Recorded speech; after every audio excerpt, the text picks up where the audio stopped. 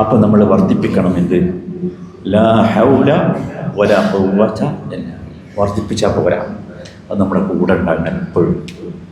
ഇനി മുതൽ ഇത് കേട്ടത് മുതൽ ഇനി എപ്പോഴും നമ്മൾ വെറുതെ ഇരിക്കണ്ട, നമ്മുടെ നാവുകൾ മന്ത്രിക്കട്ടെ ലാ ഹൗല വലാ ഖുവത ഇല്ലാ. പ്രത്യേകിച്ചും ചില സ്ഥലങ്ങൾ, ആവർത്തിച്ച് പറയേണ്ട ചില സ്ഥലങ്ങൾ ഞാൻ ഓർമ്മിപ്പിക്കുകയാണ്. അതിലൊന്ന് സഹോദരങ്ങളെ, നമ്മുടെ ജീവിതത്തിൽ വിജയം വരുമ്പോൾ നന്ദി സൂചകമായി പറയണം ലാ ഹൗല വലാ ഖുവത ഇല്ലാ ബില്ലാഹ്. രണ്ടാമത്തേത് സഹോദരങ്ങളെ, പ്രയാസം വരുമ്പോൾ സഹായത്തിനുള്ള അപേക്ഷയായി പറയണം ലാ ഹൗല വലാ ഖുവത ഇല്ലാ ബില്ലാഹ്. പ്രയാസം വരും, എനിക്കൊന്നും കഴിയില്ല എന്നുള്ളത് തന്നെ.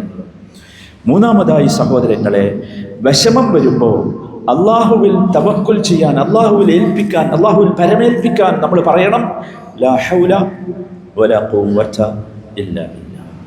നാലാമത്തേത് സഹോദരങ്ങളെ, സുഖസൗകര്യങ്ങൾ വരുമ്പോൾ, വല്ലാതെ കിട്ടുമ്പോൾ ഇത് പറഞ്ഞാൽ അള്ളാഹു നമുക്ക് അനുഗ്രഹങ്ങൾ വർദ്ധിപ്പിച്ചു തരും.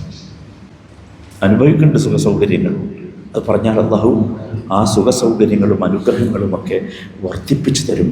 അഞ്ചാമതായി സഹോദരങ്ങളെ, പ്രതികൂല സാഹചര്യങ്ങളിൽ അള്ളാഹു, നമ്മളിത് പറഞ്ഞാൽ പ്രതികൂലമാണ് സാഹചര്യം, ഒന്നും നടക്കണില്ല, മനസ്സിലായില്ലേ? അപ്പോൾ ഇത് പറഞ്ഞാൽ അള്ളാഹു തൻ്റെ കാരുണ്യം കൊണ്ട് നമ്മളെ വലയം ചെയ്യും. ലാ ഹൗല വലാ ഖുവത ഇല്ലാ ബില്ലാഹ്. ഇതത്ര ശക്തിയുള്ളത്. ഏറ്റവും അവസാനമായി സഹോദരങ്ങളെ, വീട്ടിൽ നിന്ന് നമ്മൾ ഇറങ്ങുന്ന സമയത്ത് എപ്പോഴായാലും റസൂലുള്ളാഹിന്റെ വാക്കാണ് സല്ലല്ലാഹു അലൈഹി വസല്ലം, മൻ ഖാല ഇദാ ഖറജ മിൻ ബൈതിഹി ബിസ്മില്ലാഹി തവക്കൽതു അലല്ലാഹ് ലാ ഹൗല വലാ ഖുവത ഇല്ലാ ബില്ലാഹ്. വീട്ടിൽ നിന്ന് ഇറങ്ങുമ്പോൾ നമ്മളൊക്കെ പഠിച്ചിട്ടുണ്ടാവും, പക്ഷെ അതിൻ്റെ ആ ശക്തി മനസ്സിലാവും.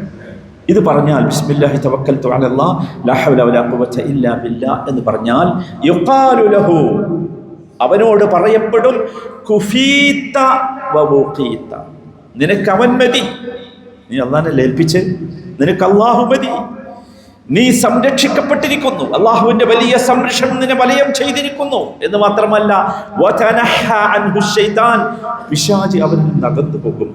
നോക്കൂ, ഇത്ര സ്ട്രോങ് ആണ് ഈ സാധനം. ലാ ഹൗല വലാ ഖുവത ഇല്ലാ ബില്ലാഹ്.